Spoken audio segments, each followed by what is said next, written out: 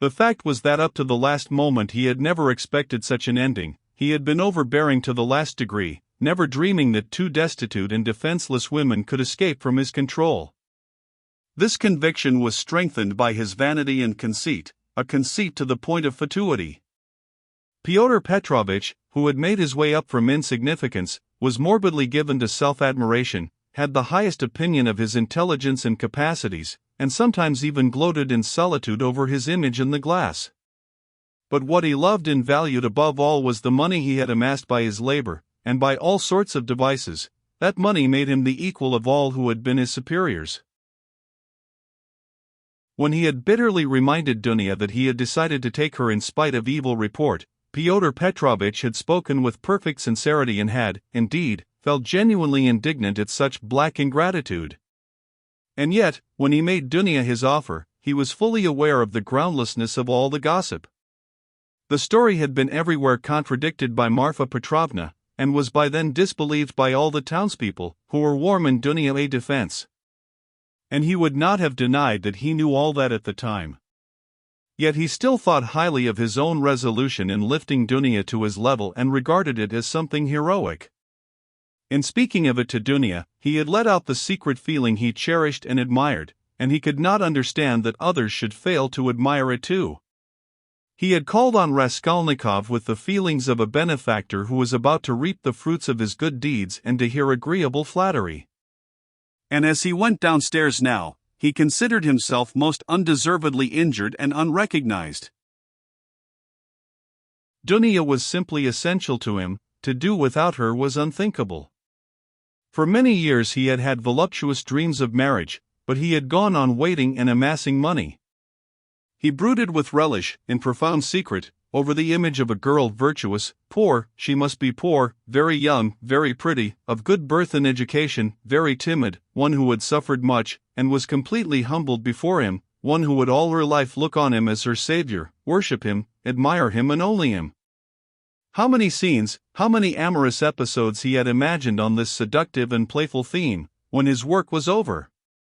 And, behold, the dream of so many years was all but realized. The beauty and education of Avdotya Romanovna had impressed him, her helpless position had been a great allurement, in her he had found even more than he dreamed of.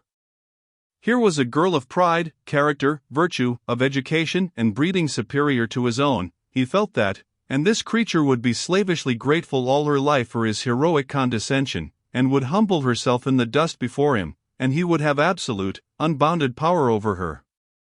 Not long before, he had, too, after long reflection and hesitation, made an important change in his career and was now entering on a wider circle of business. With this change his cherished dreams of rising into a higher class of society seemed likely to be realized. He was, in fact, determined to try his fortune in Petersburg. He knew that women could do a very great deal.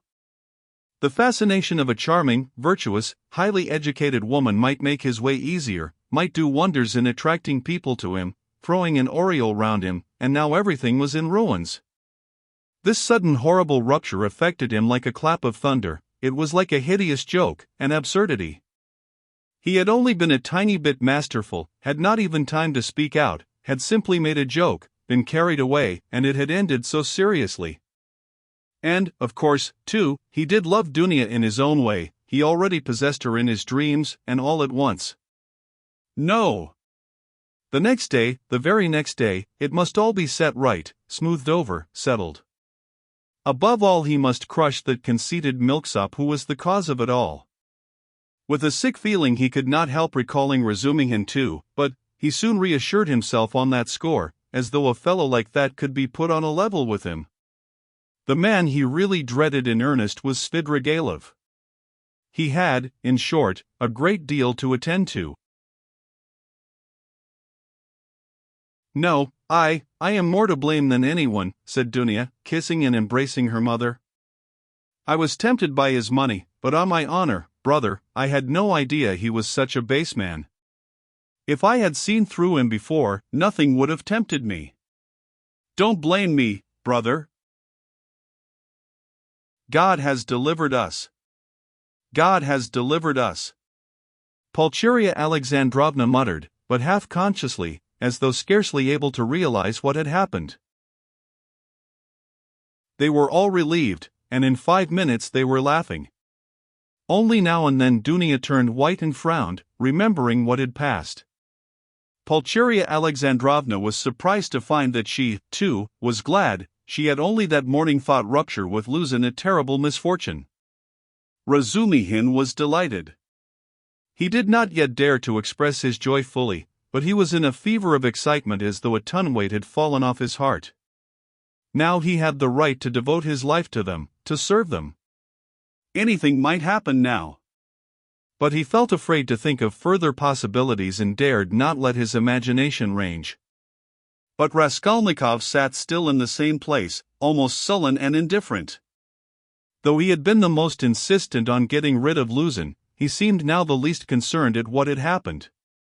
Dunya could not help thinking that he was still angry with her, and Pulcheria Alexandrovna watched him timidly. "What did Svidrigailov say to you?" said Dunya, approaching him. Yes, cried Pulcheria Alexandrovna. Raskolnikov raised his head. "He wants to make you a present of 10,000 rubles and he desires to see you once in my presence." "See her." "On no account," cried Pulcheria Alexandrovna. "And how dare he offer her money?" Then Raskolnikov repeated, rather dryly, his conversation with Svidrigailov, omitting his account of the ghostly visitations of Marfa Petrovna, wishing to avoid all unnecessary talk. "What answer did you give him?" asked Dunya. "At first I said I would not take any message to you. Then he said that he would do his utmost to obtain an interview with you without my help. He assured me that his passion for you was a passing infatuation. Now he has no feeling for you. He doesn't want you to marry Luzin." His talk was altogether rather muddled. "How do you explain him to yourself, Rodia? How did he strike you?" "I must confess I don't quite understand him. He offers you 10,000, and yet says he is not well off. He says he is going away, and in 10 minutes he forgets he has said it. Then he says he is going to be married and has already fixed on the girl. No doubt he has a motive, and probably a bad one. But it's odd that he should be so clumsy about it if he had any designs against you. Of course, I refused this money on your account, once for all. Altogether, I thought him very strange. One might almost think he was mad. But I may be mistaken, that may only be the part he assumes. The death of Marfa Petrovna seems to have made a great impression on him." "God rest her soul," exclaimed Pulcheria Alexandrovna. "I shall always pray for her. Where should we be now, Dunya, without this 3,000? It's as though it had fallen from heaven. Why, Rodia, this morning we had only 3 rubles in our pocket and Dunya and I were just planning to pawn her watch, so as to avoid borrowing from that man until he offered help." Dunya seemed strangely impressed by Svidrigailov's offer. She still stood meditating. "He has got some terrible plan," she said in a half-whisper to herself, almost shuddering. Raskolnikov noticed this disproportionate terror. "I fancy I shall have to see him more than once again," he said to Dunya. "We will watch him. I will track him out," cried Razumihin vigorously. "I won't lose sight of him. Rodia has given me leave. He said to me himself just now, 'Take care of my sister.' Will you give me leave, too, Avdotya Romanovna?" Dunya smiled and held out her hand, but the look of anxiety did not leave her face. Pulcheria Alexandrovna gazed at her timidly, but the 3,000 rubles had obviously a soothing effect on her. A quarter of an hour later, they were all engaged in a lively conversation. Even Raskolnikov listened attentively for some time, though he did not talk. Razumihin was the speaker. And why should you go away? He flowed on ecstatically. And what are you to do in a little town? The great thing is, you are all here together and you need one another, you do need one another, believe me. For a time, anyway. Take me into partnership, and I assure you we'll plan a capital enterprise. Listen. I'll explain it all in detail to you, the whole project. It all flashed into my head this morning, before anything had happened. I tell you what, I have an uncle, I must introduce him to you, a most accommodating and respectable old man. This uncle has got a capital of 1,000 rubles, and he lives on his pension and has no need of that money. For the last 2 years he has been bothering me to borrow it from him and pay him 6% interest. I know what that means, he simply wants to help me. Last year I had no need of it, but this year I resolved to borrow it as soon as he arrived. Then you lend me another 1,000 of your 3 and we have enough for a start, so we'll go into partnership, and what are we going to do? Then Razumihin began to unfold his project, and he explained at length that almost all our publishers and booksellers know nothing at all of what they are selling, and for that reason they are usually bad publishers, and that any decent publications pay as a rule and give a profit, sometimes a considerable one. Razumihin had, indeed, been dreaming of setting up as a publisher. For the last 2 years he had been working in publishers' offices, and knew 3 European languages well, though he had told Raskolnikov 6 days before that he was Schwätzen German with an object of persuading him to take half his translation and half the payment for it. He had told a lie then, and Raskolnikov knew he was lying.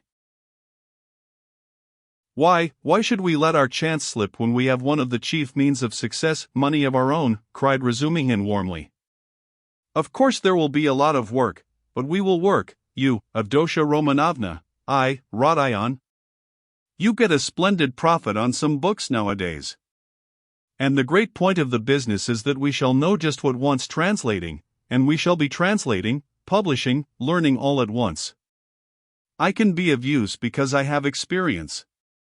For nearly 2 years I've been scuttling about among the publishers, and now I know every detail of their business. You need not be a saint to make pots, believe me. And why should we let our chance slip? Why, I know, and I kept the secret 2 or 3 books which one might get 100 rubles simply for thinking of translating and publishing. Indeed, and I would not take 500 for the very idea of one of them. And what do you think? If I were to tell a publisher, I dare say he'd hesitate, they are such blockheads. And as for the business side, printing, paper, selling, you trust to me, I know my way about. We'll begin in a small way and go on to a large. In any case it will get us our living and we shall get back our capital. Dunia's eyes shone. I like what you are saying, Dmitri Prokofitch, she said. I know nothing about it, of course, put in Pulcheria Alexandrovna, it may be a good idea, but again God knows. It's new and untried. Of course, we must remain here at least for a time. She looked at Rodia. What do you think, brother? Said Dunia. I think he's got a very good idea, he answered. Of course, it's too soon to dream of a publishing firm, but we certainly might bring out 5 or 6 books and be sure of success. I know of one book myself which would be sure to go well. And as for his being able to manage it, there's no doubt about that either. He knows the business. But we can talk it over later. Hurrah! Cried Razumihin. Now, stay, there's a flat here in this house, belonging to the same owner. It's a special flat apart, not communicating with these lodgings. It's furnished, rent moderate, 3 rooms. Suppose you take them to begin with.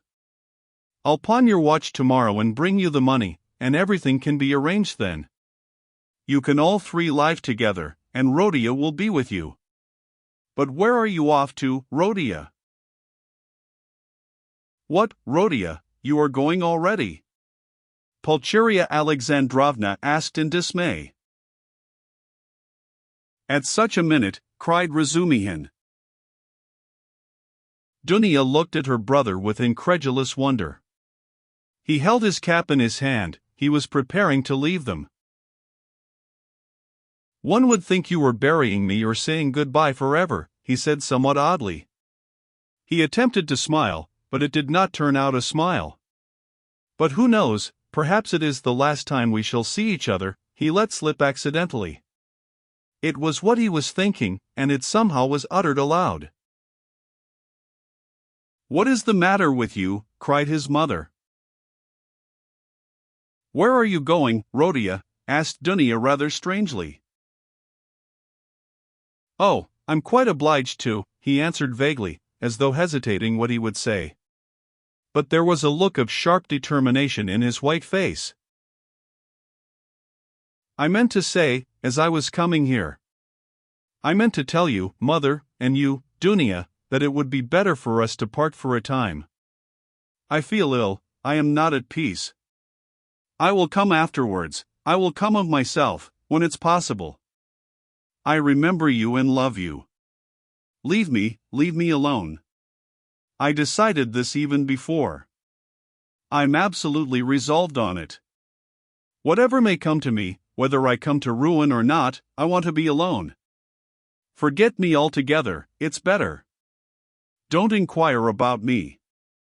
When I can, I'll come of myself or I'll send for you. Perhaps it will all come back, but now if you love me, give me up, else I shall begin to hate you, I feel it. Goodbye. Good God, cried Pulcheria Alexandrovna.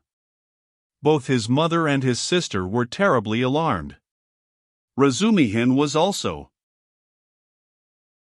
Rhodia, be reconciled with us. Let us be as before, cried his poor mother. He turned slowly to the door and slowly went out of the room. Dunya overtook him.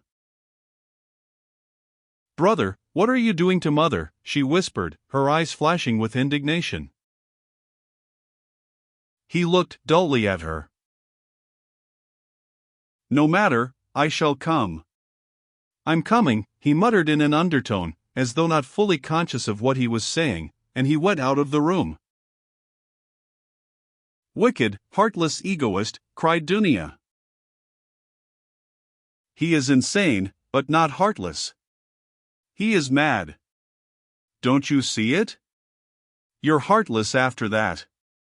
Razumihin whispered in her ear, squeezing her hand tightly. I shall be back directly, he shouted to the horror-stricken mother, and he ran out of the room. Raskolnikov was waiting for him at the end of the passage. I knew you would run after me, he said. Go back to them, be with them tomorrow and always. Perhaps I shall come, if I can. Goodbye. And without holding out his hand he walked away. But where are you going? What are you doing? What's the matter with you? How can you go on like this? Razumihin muttered, at his wit's end. Raskolnikov stopped once more. Once for all, never ask me about anything. I have nothing to tell you. Don't come to see me. Maybe I'll come here. Leave me, but don't leave them. Do you understand me? It was dark in the corridor, they were standing near the lamp. For a minute they were looking at one another in silence.